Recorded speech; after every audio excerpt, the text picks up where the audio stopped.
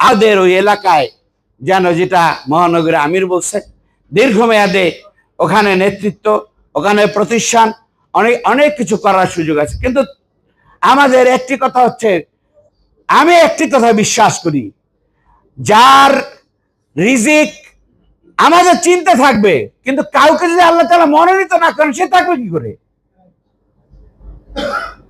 আর যাকে আল্লাহ তাআলা মনোনীত করবেন সে থাকবে, এবং তাকে নিয়ে আমরা কাজ করতে থাকবো। আল্লাহর বান্দারা যারা বলছে না, ওই যে আল্লাহ, ওই দুর্বল অন্ধ যদি থাকে, সেও দিয়েও কাজ হবে ইনশাল্লাহ, এবং তাকে দিয়ে আল্লাহ তাআলা বরকত নিয়ে আসবে ইনশাল্লাহ।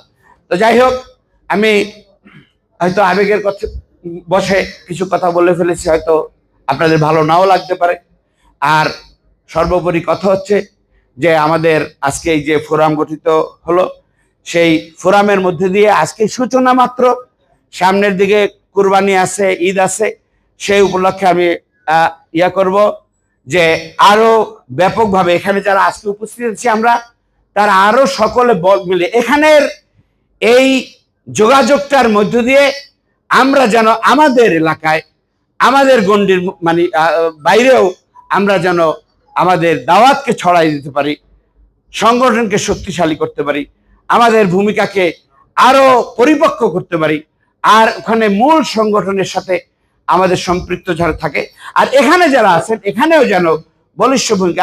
এখানে আমাদের জেলা উপজেলার অনেক ভাইদেরকে দেখছি যে আলহামদুলিল্লাহ এই যোগাযোগের মধ্যে আছেন, কিন্তু স্থানীয়ভাবে ঢাকাস্থ সংগঠনের সাথে তাদের যোগাযোগটা সেই মানে নাই। আমি সেটা অনুরোধ করবো যে এখানে যেন আপনারা সেইভাবে যোগাযোগ রাখেন।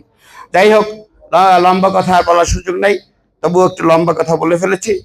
আমি আমাদের ভাইদেরকে অনুরোধ করব যে আগামী দিনের সেই মানে যে দিকগুলো, মানে আগামী দিনের যে সম্ভাবনাময় যে চিন্তাটা দেশ এবং জাতি করতেছে, প্রকৃতপক্ষে সেটাকে খেয়ালে রেখে আমাদের ভূমিকা যা হওয়া দরকার, সেই ভূমিকা যেন আমরা যথাযথভাবে আমরা রাখতে পারি। আল্লাহ তাআলা রাব্বুল আলামিন আমাদের সেই তৌফিক দান করুন।